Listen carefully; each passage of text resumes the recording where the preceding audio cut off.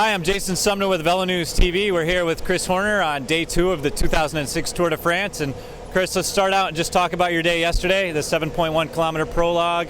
How'd things go for you? Yeah, yesterday's fantastic day. The prologue was beautiful course.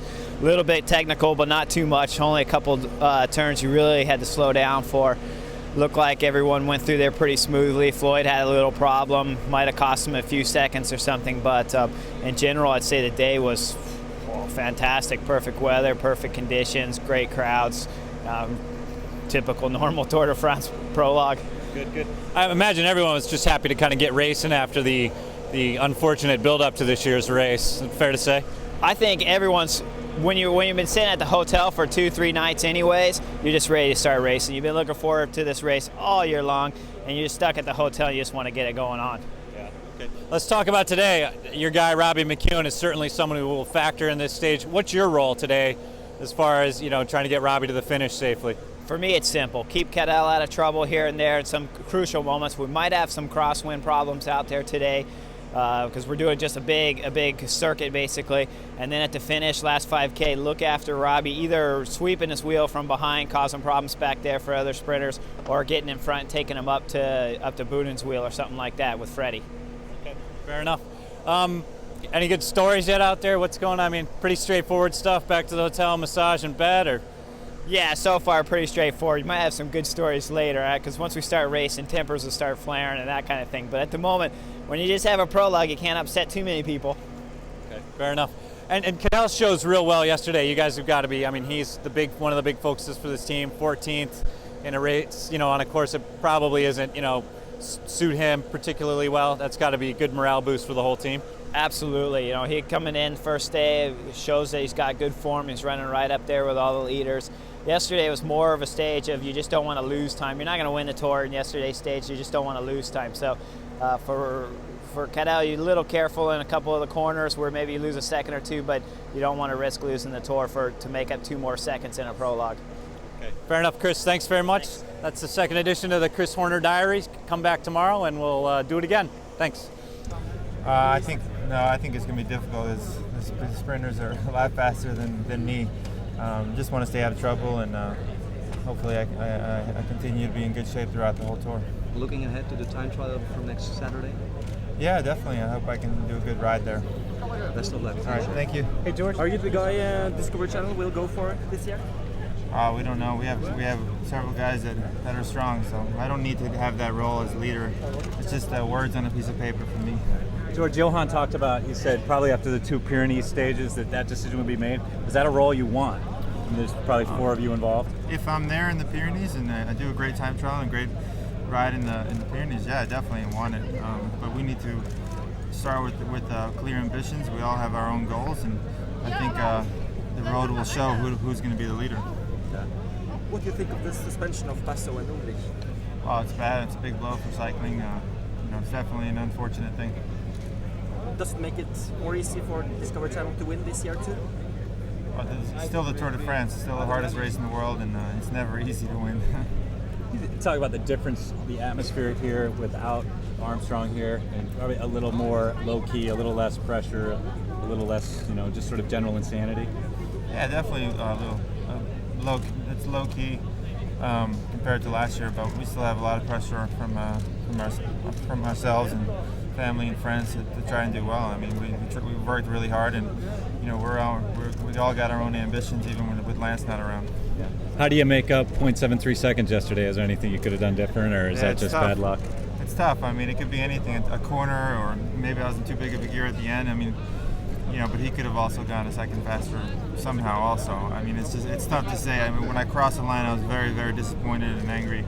But after I thought about it, and he did a great ride, as did I. We both had pretty much the same time, and it was just unfortunate for me.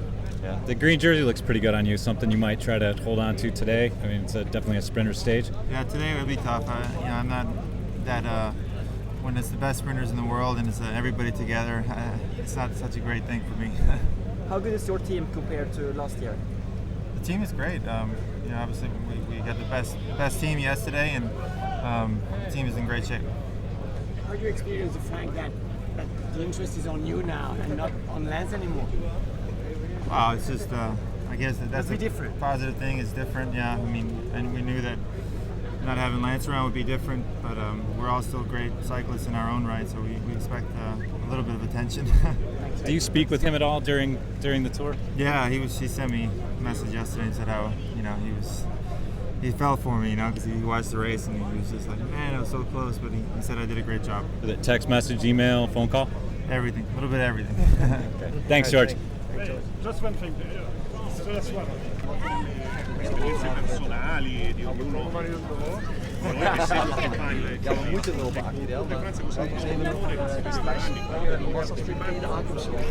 How are you?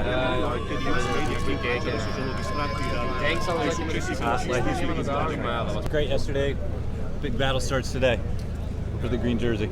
Yeah, Thor is in an amazing shape, but I just tell to Belgian colleagues that most of the time the one make the difference with the other one. If you starting to improve your endurance and your time trialing, sometimes the speed goes down in the sprint. So I think for today, Benatti and McEwen are my main rivals. Yeah. So fair to say you think maybe Hushall isn't as much of a green jersey contender as last year then? Yeah, well, he's still I think one of the big contenders, but already last year he wasn't a really big contender in the sprints itself. But that doesn't mean that you're not a contender for a green jersey. The green jersey is not only sprinting; it's being a very complete rider, and Thor is one of the most complete riders in the peloton. So yeah. Fair to say a lot of relief just to get this thing started yesterday after the week leading up. It was a big relief, and I'm glad that today will be over and that we started in the tour. And it's always the first 3 or 4 days in the tour. You're already sitting in a hotel, having conferences and medical checkups, and then with all the big ice that was going on, it took a while to get started. Johan, can you rolling? It's okay, it's running. Johan, can you just clear up the confusion in the studio of British Eurosport? Who is your team leader? Have you decided yet? And if you haven't, at what stage will you decide? Well, I don't know right now. We don't have one leader. We've composed a team. It's a strong team. It's an experienced team, and I think we have different riders who can theoretically they can finish in the top 10. I name Hincapie, Savoldelli, Popovic, Acevedo. Everybody's asking me the same question: who's the team leader? Who's the team leader? If there is no team leader, that's fine with me. The leader is the team discovery, and if at the end there's one guy who shows up and he's better than the others, then ultimately he's going to be the team leader. But I don't think we're in a position right now to say we have one team leader. Even if we have somebody who would be 4th or 5th in the GC after the first Pyrenees stages, and the others there's one guy who's 8th and another guy who's 15th. I still won't know who's the team leader because for us it's going to be a tactical race. We don't have that one leader of the team. To the contrary of, for example, Valverde, who is the only leader of his team, Landis, who is the only leader of his team, Leipheimer, who is the only leader of his team, Menchov. We have different guys, and I want to keep it like that. So I'm getting this question asked for the last 10 days probably, and there is no team leader, and maybe there is not going to be one.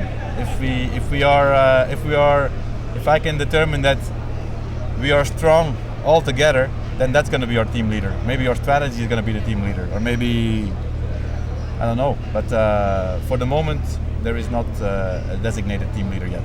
With the fallout with some of the big names at the start of the race, has this meant that you've changed your tactics in any way with your team? The tactics, no.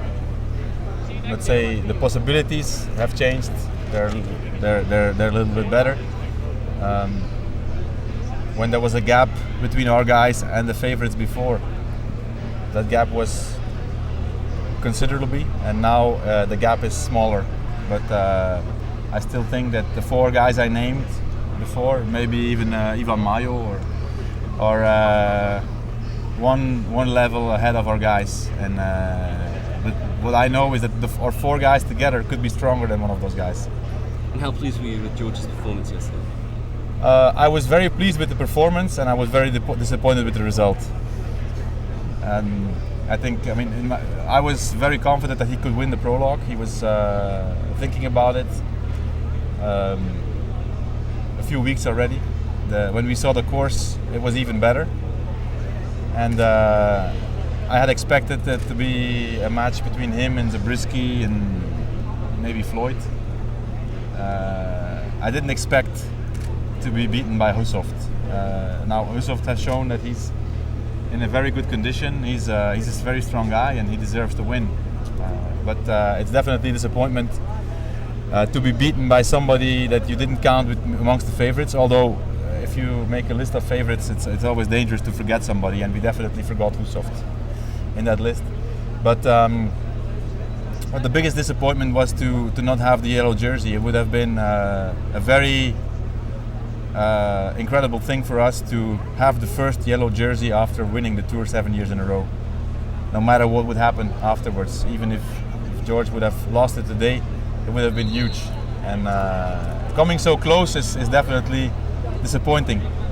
But as soon as you come to the hotel, you look to the result and you have to be happy with the performance. And on top of that, we, as a team, we put in a strong team performance. So I think the spirits are high and the confidence is there.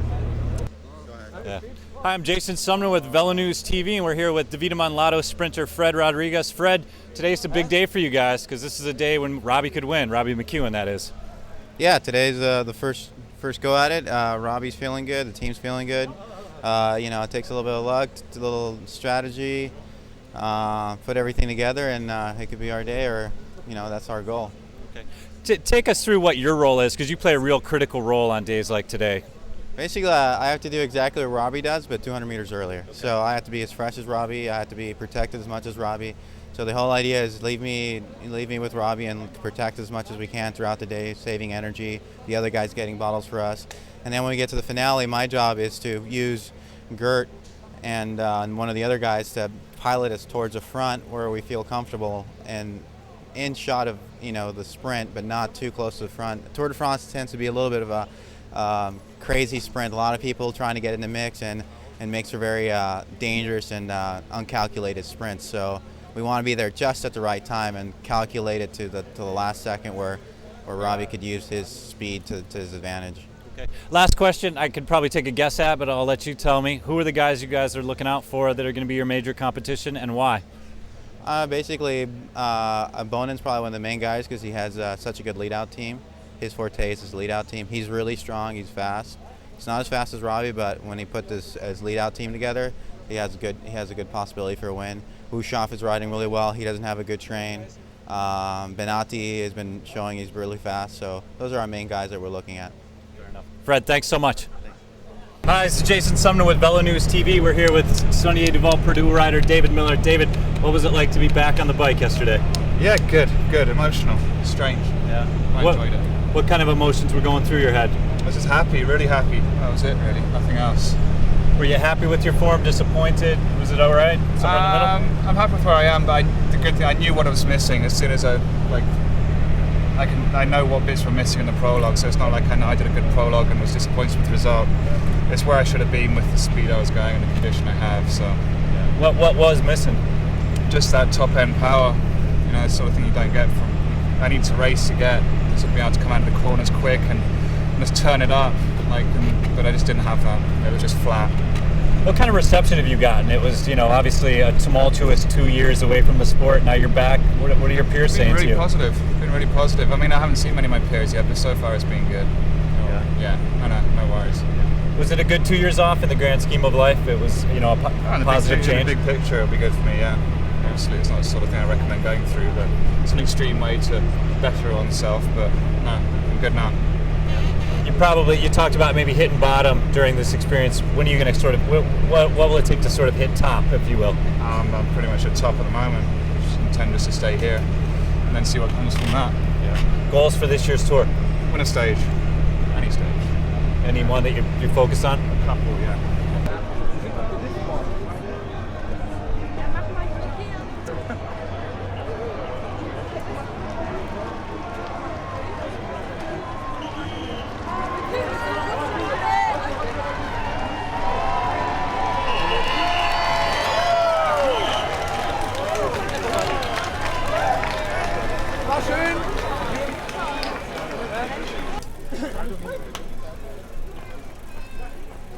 t'as la mèche qui dépasse là.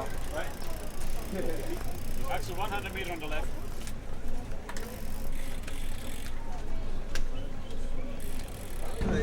Yeah, I mean, if I don't lose time going into that next time trial, it's a possibility. But until then, I think O'Grady is probably our better seated guy for getting time bonuses and things. So that's the aim right now, to keep him in front and keep him healthy. I mean, he's had so much experience, he can just feel that kind of stuff for himself, and if the opportunity comes, then he takes it. I gotta follow these guys. Het was een moeilijke situatie als je zo van zo ver op kop zit. En het feit dat ik in tweede positie zat, was ook voor mij een slechte zaak. Want ja, als hij stil valt, val ik ook stil. En ik ging ook niet volle bak sprinten van 300. Dus ja, er kwamen mannen van achter en ik hoop nog van tussen te kunnen komen, maar het is net niet gelukt.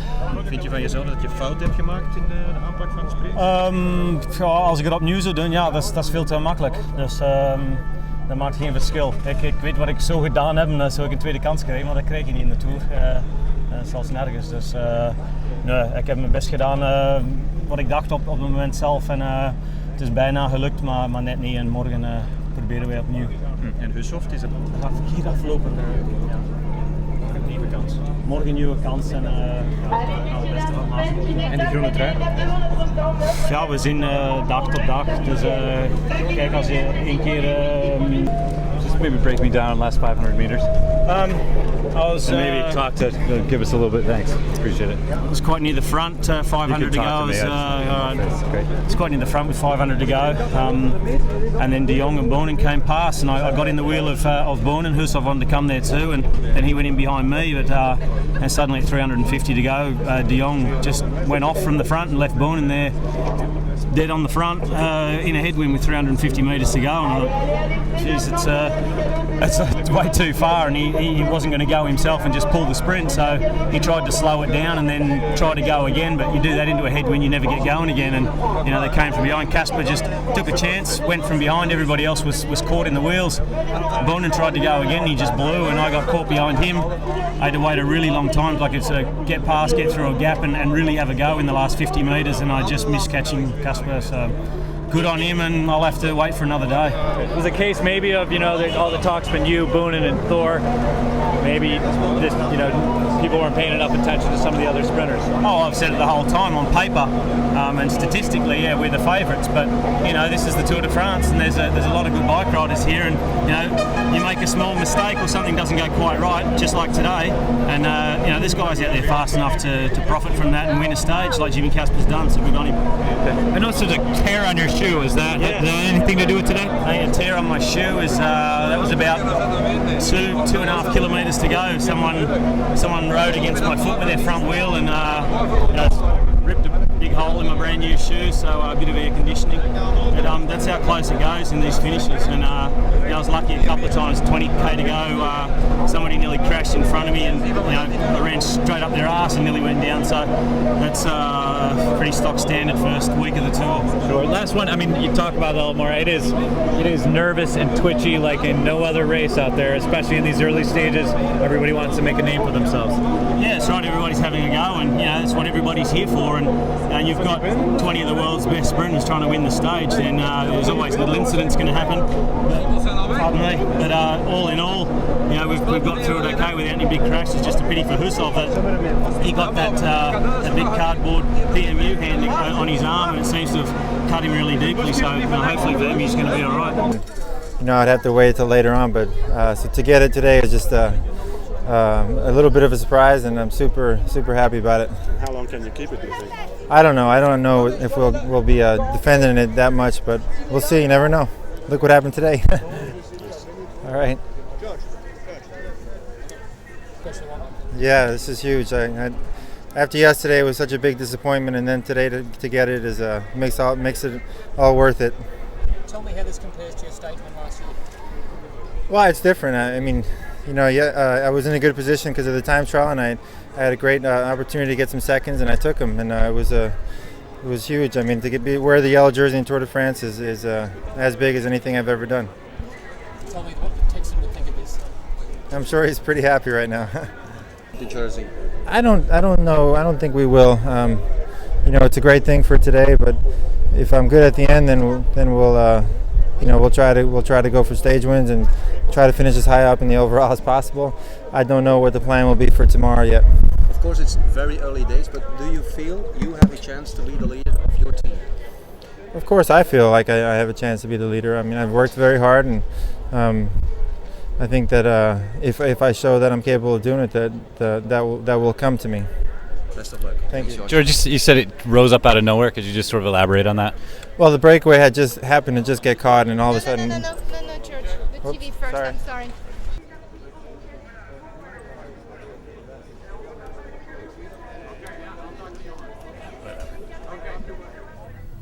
Hi, I'm Jason Sumner with Velo News TV. I'm here today with Warren Gravely, Senior Product Manager at Giro. Warren, you got a new helmet you're going to tell us about today.